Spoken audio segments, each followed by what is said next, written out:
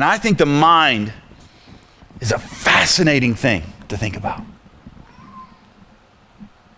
Because how we think influences how we live. And we've been talking about 660, we've been talking about this series on spiritual disciplines, how we're supposed to live and what we're supposed to do and working these things out. But a lot of this is wrapped up in the mind, in what we choose to believe and how that belief affects how we live.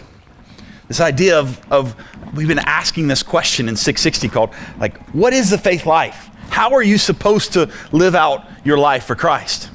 And really, the truth is, in order to have a faith life, you have to have a faith mind. And so that faith mind, I think, is where the battle really happens. The faith mind is where we come to a place where we choose how we're going to live, what we think, what we believe, and those beliefs influence what we do. So the battle really is in the faith mind. He makes it very clear. If Christ is in your life, if you have given your life to Christ, if you believe in Christ and committed your life to Him, then you are living in the Spirit. You have the Spirit of God dwelling in you, and you are called to a life in the Spirit. I think this is a very interesting thing to think about, because he's building this argument so that we'll believe.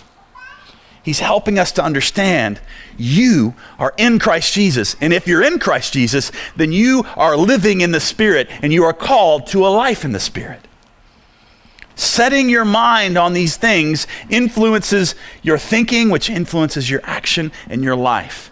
And it's important for us to hear that we are no longer living in the flesh. We are called to a life in the Spirit.